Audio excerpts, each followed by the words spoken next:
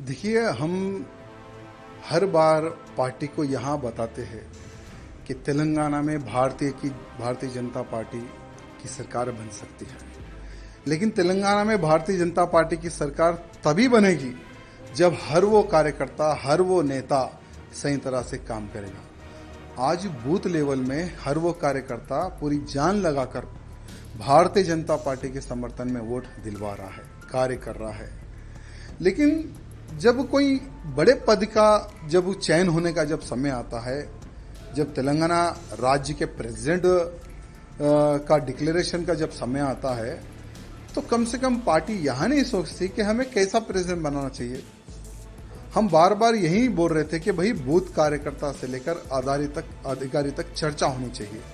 चर्चा होने के बाद में हमें एक ऐसा प्रेसिडेंट चाहिए जो एग्रेसिव हो।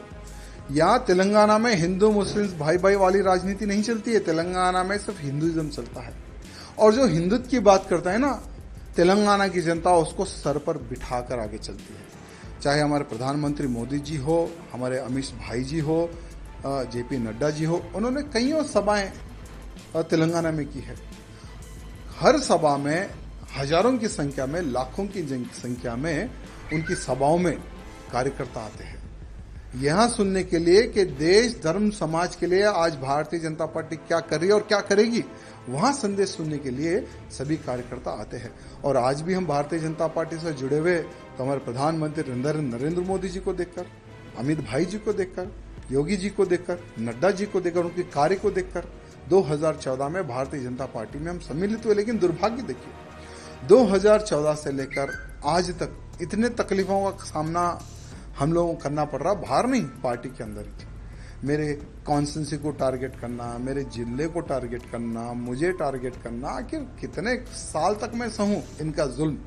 आज देखिए, जब पार्टी प्रेसिडेंट के नॉमिनेशन का आप जो सो नोटिफिकेशन आप डिक्लेयर करते हैं, जब हम जाते हैं भाई हम भी प्रेसिडेंट के लिए हम पूछना चाहते हैं, तो लगभग जो 10 लोगों का जो साइन चाहिए वो 10 के 10 लोगों को डरा के भगा देते हैं। यानी ऑलरेडी ये लोग जो डिसाइड कर लिए उसको हम प्रेसिडेंट बनाएंगे, ऐसा ये लोग डिसाइड कर लिए। हम क्या चाहते हैं? तेलंगाना की जनता प्रधानमंत्री मोदी जी के मार्गदर्शन पर चलने को तैयार है, अमित शाह जी के मार्गदर्शन पर चलने को तैयार है। योगी आदित्यनाथ जी को एक आइडल मारती है जनता यहाँ की।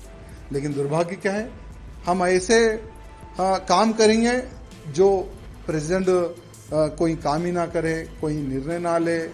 हम जो बोले प्रेसिडेंट वही काम करेगा, उठो बोलो तो उठो, बैठो बैठो बैठो। ऐसा ही प्रेसिडेंट का अगर आप चयन करेंगे तो कोई कार्यकर्ता पार्टी में काम नहीं करेगा। हमारा भी दम घुट रहा है, इसलिए हमने राम राम किया है आज पार्टी को।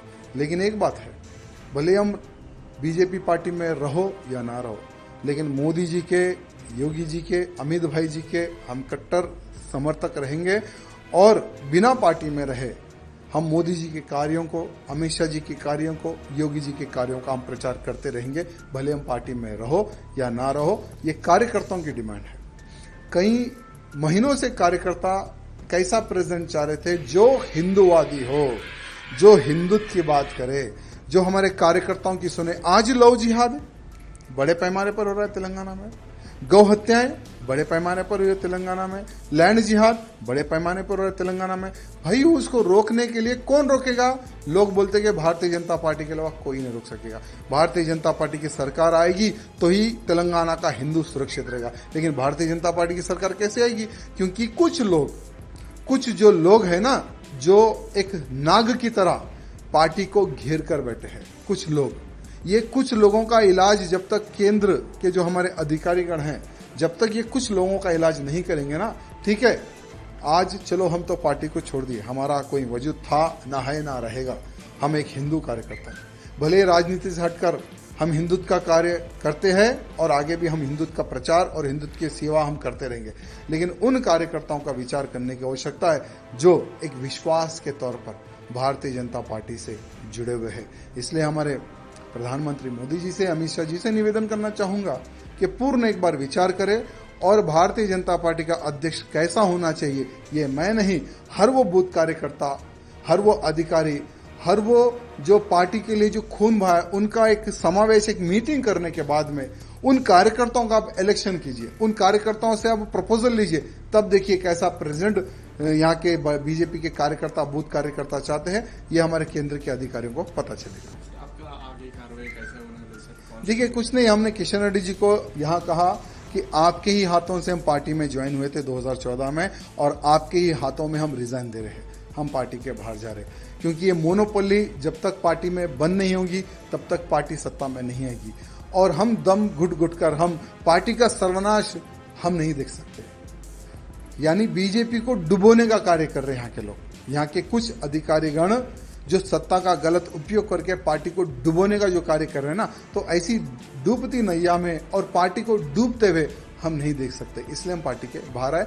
आगे का हमने किशन रेड्डी जी को रिक्वेस्ट किया है कि आप स्पीकर को भी एक पत्र लिख दो कि राजा सिंह बीजेपी का विधायक नहीं है, उसको सस्पेंड करो। अगर किशन रेड्डी जी वो भी अगर काम कर देते तो उसका भी हम समर्थन करते हैं। बाकी का हम एक हिंदू नेता है, धर्म प्रचार करना हमारा काम है, वही करते रहेंगे।